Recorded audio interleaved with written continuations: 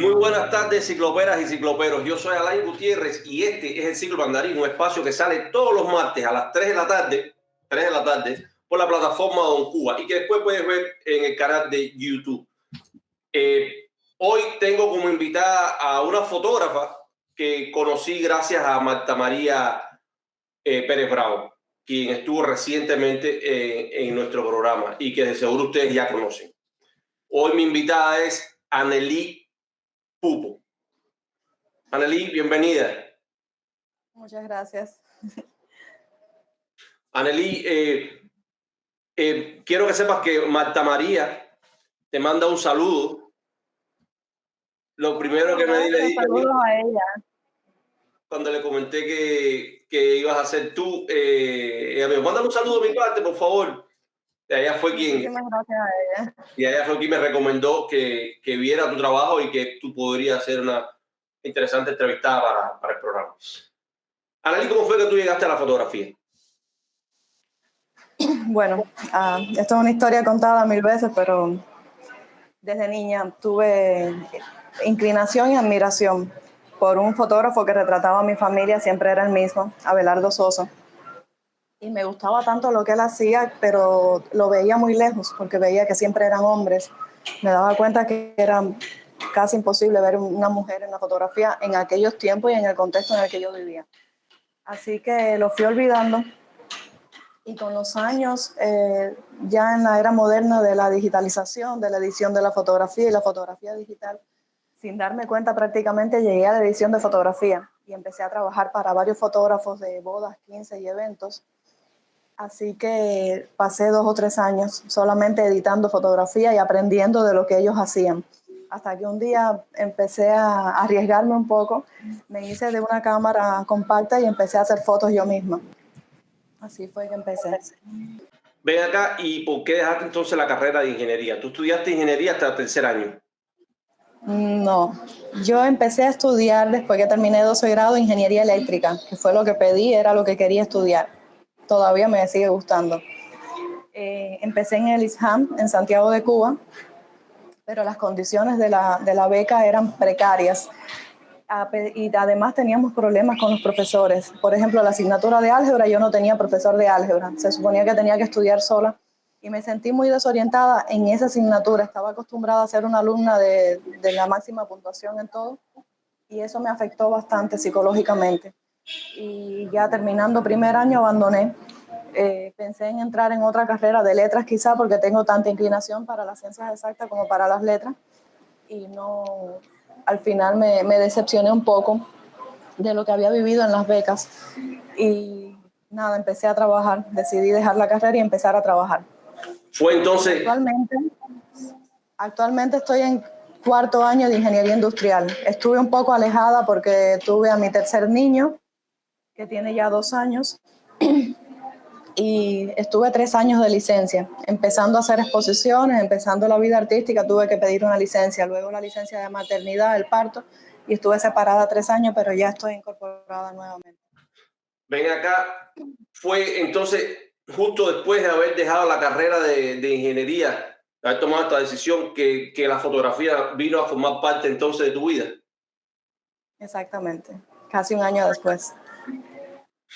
Fíjate, aquí hay una pregunta que hace Chaldrián, un seguidor del Cíclope y que está en Instagram también. Pueden ver aquí su dirección de Instagram. Y él pregunta, viene muy a tono con esto que estamos hablando, ¿y qué aspectos de la carrera de ingeniería te han servido entonces para trabajar en tus proyectos fotográficos? Buena pregunta. La primera que me viene a la mente es metodología de la investigación. Cuando yo empecé la ingeniería, yo decía, bueno, ¿cómo yo puedo relacionar esas dos cosas que me gustan, el arte, la fotografía, con la ingeniería industrial? ¿Qué tiene que ver? Y me preguntaba y no hallaba, pero recientemente cursando precisamente esa asignatura, metodología de la investigación, mi profesor me sugirió hacer mi proyecto investigativo acerca del marketing en la especialidad de marketing, pero con la empresa Fondo de Bienes Culturales de Cuba. Ajá. Y entonces nada, me di cuenta de que sí se le puede dar mucho uso y de que es muy útil para un artista tener conocimiento de metodología de la investigación y de marketing y de mercadotecnia, de esas cosas. Tú no naciste en Guantánamo, tú No. naciste en Holguín, creo, ¿no? Sí, en Holguín. Y el apellido Pupo es holguinero. Yo creo que ustedes tienen la hegemonía de ese apellido. Sin embargo, has pasado la mayor parte de tu vida viviendo en Guantánamo, ¿es cierto? Sí, porque mi madre es de Guantánamo. Te mudaste de muy pequeña para allá. Sí. Entonces, pues, si quieres guantanamera. Me considero guantanamera, sí. Eso es así. ¿Tú crees que vivir en Guantánamo te haya hecho a ti víctima del fatalismo geográfico? A ver, eso es un fenómeno. Ese es un fenómeno que yo creo que se vive y se experimenta en todos los países del mundo, en todos los territorios. La capital siempre va a ser la capital y las provincias o los territorios alejados siempre van a sufrir de lo que le llamamos nosotros aquí fatalismo geográfico. Y sí, lógicamente es un fenómeno y es universal prácticamente. Sí, lógicamente se ven las influencias que hay en el sentido ese de vivir tan alejado de las provincias más desarrolladas, de la capital del país. Pero bueno, en esta era de tecnología y de internet, creo que es algo que ha minimizado un poco los efectos. Pero cuando tú empezaste a sentir el fatalismo geográfico, ¿en qué momento de tu vida tú empezaste a sentir el fatalismo geográfico ese? Toda la vida lo he sentido, desde que tengo uso de razón o pienso en el desarrollo de alguna manera, lo he sentido. Tanto en la carrera universitaria, que me hubiese gustado estudiar diseño industrial, y es una carrera que no podía acceder desde Guantánamo. Es decir, tenía que mudarme o empezar en una beca, estar lejos de mi casa. Siempre lo he sentido. Era deportista, entonces tenía que viajar distancias muy largas para poder competir en un evento internacional, a pesar de que siempre era aquí en La Habana, pero eran 800 kilómetros de viaje. No, me imagino. ¿Y eso ha sido entonces lo que te ha hecho mudarte hacia La Habana? Sí, en gran parte sí. Yo diría que totalmente. Como les dije, tengo 3 niños y me preocupa un poco el futuro de esos niños en una provincia que está totalmente aislada de la actualidad en Cuba. Es una realidad muy diferente en todos los sentidos. Me interesó moverme para acá porque aquí hay muchas más oportunidades de exponer en una galería, de llegar incluso al mercado del arte, que en Guantánamo. Las posibilidades son nulas en Guantánamo casi. Sin embargo, tienes una carrera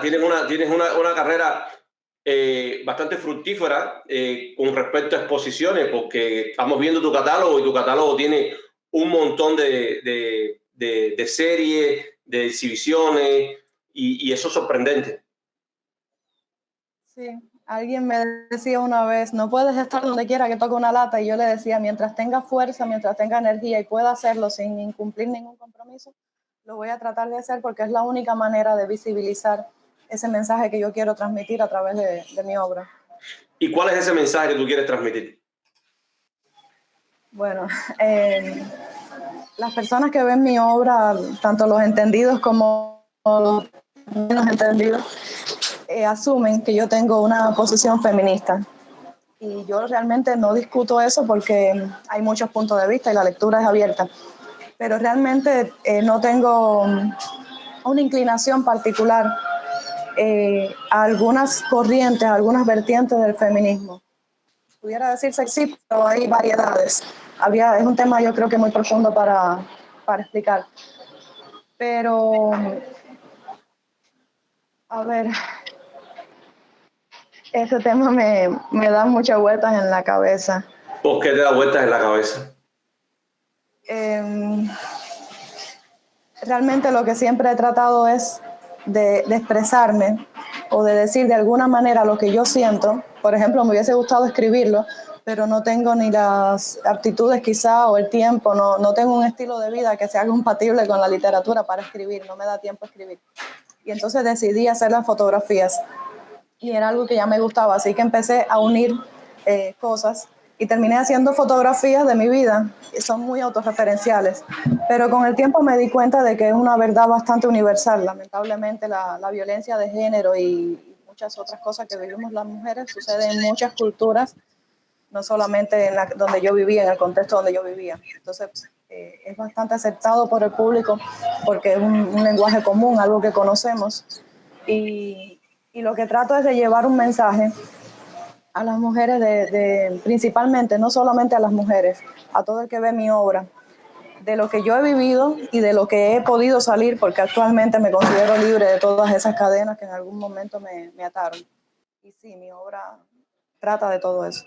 Yo por lo que veo de tus imágenes, asumo que tú sufriste bastante, porque como dice Sara, que es autorreferencial, y estas imágenes están cargadas de dolor. ¿Fue así realmente? Sí, así fue.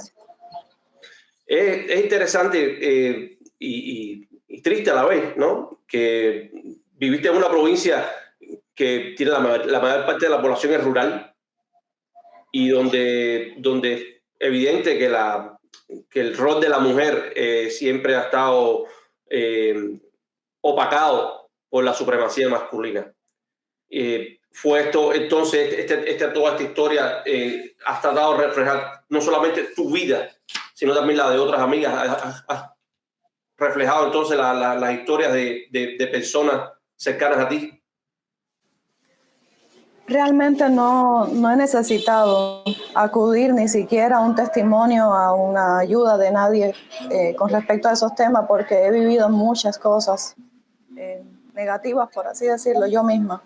Entonces, consciente de que son cosas que viven muchas mujeres, lo he utilizado en la obra, en la fotografía, para reflejarlo, pero siempre ha sido lo que he vivido yo misma.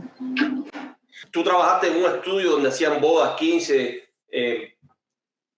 Y debiste haber enfrentado a ese fenómeno de la sexualización o cómo se ve a la mujer fotográficamente. ¿Fue conflictivo para ti trabajar en un lugar donde una niña, por ejemplo, de 15 años, de pronto se viste con ropa sexy o se semidesnuda para hacerse una fotografía? ¿Ha sido eso chocante para ti? ¿Te impactó eso? No, para nada.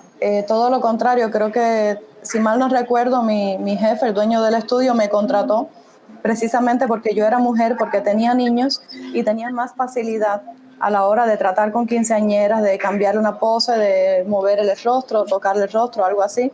E igual para trabajar niños, tenía cierta experiencia con niños. Entonces fue por eso que él me contrató. Y no para nada. Al principio, con la fotografía artística sí fue un poco complicado el tema de los desnudos, pero para mí misma, porque empecé a trabajar conmigo misma. La primera serie fotográfica que hice fueron desnudos completamente y fue mi propio cuerpo. Entonces yo no me atreví, no asumí que fuera lo ideal tener un ayudante o otro fotógrafo que hiciera las fotos y yo posara. Entonces lo hice completamente sola, fue algo horriblemente difícil. Tuve que usar Telecommander, tuve que programar la cámara para disparar y repetir las tomas varias veces porque yo misma tenía que posar y tenía que ir a revisar a ver cuál había sido el resultado. Wow. Y yo me imagino, tú sabes, hablando tú de tus hijos y tu experiencia como madre, Edgar Brielo, su Instagram es Brielo Foto, aquí está. Dice, ¿eres madre y fotógrafo separados o las dos cosas a la vez? Bueno, hay una entrevista, creo que es la primera entrevista que yo publico en mi canal de YouTube, que tiene muy mala calidad de video, pero el audio sí se escucha bien, en la que me preguntan algo similar y yo respondo que cuando yo llegaba a la casa yo me olvidaba de que era fotógrafa completamente para dedicarme a mis hijos y a las tareas domésticas del hogar. Pero cuando yo salía de la casa al trabajo, a los lugares donde circulaba, donde siempre estaba moviendo, ya en ese caso me olvidaba un poco de la casa, de los niños. Tenía que abstraerme completamente para que las cosas me pudieran funcionar. Pero luego tuve a mi tercer hijo, que es un bebé todavía, y entonces tuve que trabajar muchas veces con él ahí conmigo al lado, incluso hacer fotos, cerrar la puerta del cuarto, dejarlo con mi mamá, con los hermanos un ratito para yo poder adelantar un trabajo, interrumpirlo constantemente, y ya se me mezclaron muchas las cosas. Ha sido horriblemente complicado, pero nada, es posible. Se disfruta, yo creo que se disfruta. Sí, totalmente. Óyeme, aquí tengo una pregunta de Dianelis, que su nombre es Dianerf en Instagram. Y ella te pregunta, ¿perdón? Que la conozco personalmente. ¿Ah, sí? Qué bien. Dice, ¿dónde o en quién encontraste la inspiración para realizar la serie Tiranía de la Tradición? Bueno, Tiranía de la Tradición, creo que lo primero que debo de mencionar es que es una serie que yo empecé a hacer muy espontáneamente, que ni siquiera supe, nunca me imaginé que le iba a dar uso a esas imágenes en el 2017. Un día que necesitaba desahogarme, estaba muy molesta porque había fallecido mi abuelo, que vivía en la casa conmigo, y ese día terminé expresándome. La fotografía para mí es una manera de canalizar mi energía. Y entonces terminé encerrándome en el estudio donde trabajaba y haciendo algunas de las fotografías. Por ejemplo, la de la báscula, la de la cinta métrica en la cintura, esta de la cinta en la boca también. Me sentía incómoda conmigo misma y con todo lo que estaba sucediendo. Y me expresé de esa manera. Entonces hice una carpeta en mi máquina que le puse captura con la idea de borrarlas en algún momento. Cada vez que ¿Cómo le pusiste? espacio en mi computadora, basura, trash en inglés. Ajá. Y bueno, corrí el riesgo de borrarlas muchas veces. Pero nada, ahí se quedaron. Y recientemente, en el 2019, me propusieron un proyecto que se llamaba Maternidades, donde había fotografías de Cirenaica, de Marta María, de muchas fotógrafas cubanas, pero estábamos incluidas entre las nuevas, Mayreguera y otras nuevas, incluyendo a mí. Y el tema que me tocaba era hablar de eso, de la maternidad. Entonces empecé a desarrollar nuevas ideas para imágenes, para una serie nueva. Y en el 2020, con esta situación de la COVID, que todo empezó a hacerse virtual, yo pertenezco a la HS, a la Asociación Hermanos Saiz, y la asociación tenía la reunión en mayo, entonces me invitaron a participar virtualmente con una exposición en Facebook, por así decirlo. Y yo a esa hora me puse a recopilar imágenes nuevas que tenía, pero necesitaba más porque tenía una serie como de 7 imágenes y necesitaba 2 o 3 más y me puse a revisar entre todos los archivos nuevos. Creo que eso evidencia que de cierta forma uno siempre tiene las cosas ahí, a veces va archivando. Y resulta que esas fotografías que yo hice en el 2017 terminaron completando el discurso perfectamente de lo que fue después Tiranía de la Tradición, que es una serie inédita en físico, nunca se ha publicado en físico. ¿Y qué fue lo que te hizo a ti dudar de usarlas o no y dejarlas en esa carpeta de basura? ¿Por qué desde un primer momento no pensaste como estas fotos tienen valor? Porque sentía mucha energía con ella, sentía que yo estaba diciendo algo y que me proyectaban algo. Cuando yo las miraba, no era solamente ver una imagen técnicamente bien hecha, era un mensaje que me estaban transmitiendo, entonces me dolía borrar algo que yo había dicho y que tenía coherencia. Y así las dejé. Pero sin embargo, pensaste en borrarlas. Sí, pensé en borrarlas muchas veces porque no tenían sentido todavía para mí. No las había destinado para nada específico. ¿No sería que todavía tenías esa tiranía de la tradición aquí adentro? Yo creo que eso es algo que todos tenemos todavía en 1% y uno lucha contra eso. Respondiendo a la pregunta de Dianelli, lo que me inspira es precisamente ver a mis hijos crecer, por ejemplo, y ver que mi querida madre, que es mi reina, pero es la abuela de esos niños, aún insiste en hacerle las tareas domésticas, cosas que ellos pueden hacerse a veces, ya son niños más grandes.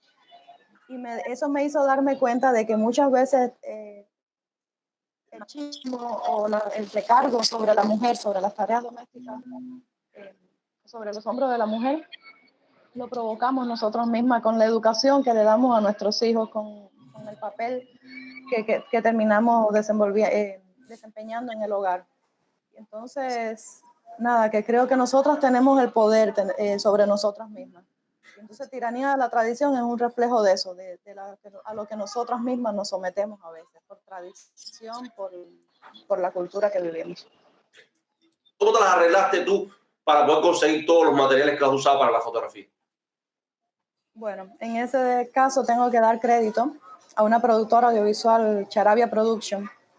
El dueño, Raudel, era un señor que vivía en Guantánamo, pero estuvo viviendo en Francia muchos años. Él se repatrió y decidió abrir un proyecto audiovisual justamente en Guantánamo. Entonces, a los pocos años yo lo había conocido, nos llevábamos muy bien, y a los pocos años de él haber empezado el proyecto me invitaron a trabajar con él en Charavia. Y esa productora tenía toda la tecnología para hacer, armar un estudio fotográfico con todo lo que hacía falta. Entonces ellos me permitieron durante mucho tiempo usar sus cámaras, sus luces, el estudio, porque yo realmente, es gracioso decirlo, pero yo me pasé 3 años trabajando sin tener una cámara, usando una cámara prestada, alquilada, y ni siquiera tenía computadora en ese tiempo. Hubo un tiempo, un desenlace ahí en el que no tenía máquina para trabajar y estuve usando toda la tecnología de ellos. Y agradezco mucho, tengo que dar mucho crédito por mi carrera, al papel que jugaron en mi vida en ese momento. Wow, eso es interesante porque eso pudo haber sido un incentivo para que dejaras de hacer tu carrera como fotógrafa, como artista, y sin embargo superaste eso y continuaste. Así es, así mismo es. Realmente eres una tremenda luchadora. Vamos a ser honestos, eres tremenda luchadora porque te has tenido que enfrentar a la sociedad, a la escasez, es como si estuvieses amarrada y aún así seguías haciendo las cosas. Siempre he pensado que no es el hecho de tener una cámara en la mano, es el hecho de querer hacer algo, de querer cambiar algo, dejar una huella. Y entonces siempre pienso, y si un día no puedo ver o no puedo con mis manos coger una cámara y hacer una foto, ¿qué haría? Escribiría, quizás hablaría, quizás, pero la necesidad básica que tengo y que me lleva a hacer mi obra es la necesidad de expresarme, de decir lo que siento, lo que pienso y de marcar una diferencia, de dar mis propias experiencias a alguien que le pueda servir. Tú, en tu carrera ahora como artista, has obtenido varios premios, has obtenido incluso becas. En un mismo año has obtenido hasta 2 becas. ¿Qué tan importantes son esos reconocimientos para ti? Bueno, no te puedo negar que han sido un impulso, a veces económico, porque algunas de esas becas financian una exposición, financian un trabajo, y me han obligado e impulsado de cierta manera, me han responsabilizado con una exposición nueva, con algo que no tenía en mente desarrollar hasta ese momento, y eso me hizo ponerme a investigar, ponerme a estudiar para desarrollarlo lo mejor posible a veces. Y los premios, por lo menos los que han sido remunerados, no son económicamente, no son significativos, pero sí han implicado que yo pueda, por ejemplo, comprarme una laptop, comprarme una cámara de media gama al menos, y seguir, darle continuidad a mi trabajo. Sí me han ayudado bastante en ese sentido. Y lo otro, que han hecho que el público se acerque, que el público reconozca mi trabajo. Cuando digo público, lo mismo otros artistas, que críticos de arte, que escritores. También hago ilustración de libros, de cubiertas de libros. Entonces, ya te digo, ha sido un desenlace de ese estancamiento que tenía en Guantánamo. A través de las redes he podido seguir dándole movimiento a mi trabajo. Y sí son importantes esos premios y esas becas para darle continuidad a mi trabajo. Bueno, yo creo que has tenido resultados porque, por ejemplo, en el año 2019 fuiste seleccionada como una de las más sobresalientes fotógrafas latinoamericanas, entre otras cubanas que fueron Alba Graciela, Daniela Muñoz Barroso, May Reguera y Titina, y estabas tú en ese grupo de... ¿Cómo fue el proceso de esto y qué beneficios te ha traído? Bueno, eso provocó una serie de entrevistas consiguientes. Al ser seleccionada, Guantánamo, al estar tan aislado de la realidad, de lo que ocurre en la capital, por ejemplo, y de la élite artística está aquí en la capital, eso provoca que los artistas guantanameros no seamos muy conocidos. Entonces, alguna plataforma como Distintas Latitudes seleccionarme entre las 5 fotógrafas cubanas interesantes, jóvenes, interesantes en ese momento, provocó una serie de entrevistas y de publicaciones Que ya te digo, tal como las becas y los premios le han dado un seguimiento a mi obra, le han dado una promoción y me han ayudado a llevar mi obra a otras provincias, a otros contextos, incluso fuera de Cuba, a pesar de que nunca he sacado mi obra físicamente, constantemente me están pidiendo obras para publicar en galerías virtuales, en sitios web, con entrevistas. Y pues ya te digo, fue bastante significativo para mí. Además de lo que implica el reconocimiento, el sentirse reconocido, me imagino que para todo el mundo es un poquito le da un poquito de aliento y de fuerza para seguir, porque te das cuenta que es importante lo que haces de alguna manera.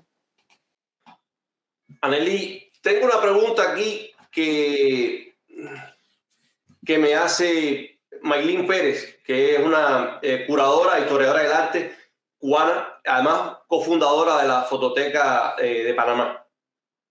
Ella me pregunta, y con esta pregunta quisiera darle cierre a nuestra entrevista, y es, si tuvieras que desarrollar una nueva serie enfocada en la mujer cubana, ¿cuál tema entonces desarrollarías? Bueno, creo que con respecto a la violencia de género, a los roles, hay mucho que hablar todavía y me queda mucho por dentro, me queda mucho que decir. Quizás no he tenido la oportunidad, las ideas sí las tengo varios proyectos engavetados, pero ha sido muy duro para mí enfrentarlo. El último proyecto que recuerdo en el que estuve trabajando nunca lo he llevado a la realidad porque cuando me puse a investigar y a leer sobre violencia de género, me sentí muy reflejada y terminé, eso fue hace casi 2 años, terminé de concientizar de que yo había sido víctima de violencia en varias ocasiones, de varias maneras diferentes, y eso fue tan impactante para mí que me aterró. Entonces, de ahí para acá he estado utilizando las imágenes que había hecho anteriormente y he tenido un distanciamiento emocional con esa serie nueva que quiero hacer. Entonces, sí quiero hacerla de lo mismo, del mismo tema, pero todavía estoy valorando si tengo un punto de giro, si sigo sobre el mismo camino que iba, porque actualmente no soy esa mujer que reflejo en mis imágenes. Entonces ya tengo que verlo desde afuera. ¿Qué mujer eres hoy? Mirar una mujer totalmente emancipada y totalmente realizada. Así me siento. Óyeme, muchísimas gracias de verdad por haber estado hoy con nosotros aquí. Espero que los que nos estén viendo hoy hayan aprendido mucho, hayan tomado ejemplo y se puedan inspirar en tu obra y en tu vida, porque realmente lo que me has contado hoy ha sido es extraordinario. Y cómo has podido llevar a cabo tu obra, desarrollar tu obra a pesar de las limitaciones. Quiero entonces recordarles a todos que si ustedes quieren apoyar las publicaciones de algunos de los fotógrafos que ustedes siguen en las redes sociales, especialmente en Instagram, hagan una cosita. Den, primero que nada, añadir a colección y después den un corazoncito. Eso va a ayudar muchísimo a que la obra de estas personas que ustedes siguen sea visualizada. Yo hago lo mismo y puedes verlo seguro en las redes, en las cuentas de ustedes. Cuando yo les doy un like, pero les doy también un añadir a colección. Eso va a ayudar a que ustedes crezcan como artistas y que su obra se pueda ver en muchos más lugares. Otra vez le digo, muchas gracias por haber estado aquí. Mi nombre es Alain Gutiérrez. Este es el Ciclo Mandarín, un espacio que sale todos los martes a las 3 de la tarde por la plataforma de Cuba y que después puedes ver en YouTube. Muchísimas gracias y nos vemos entonces en la próxima aventura.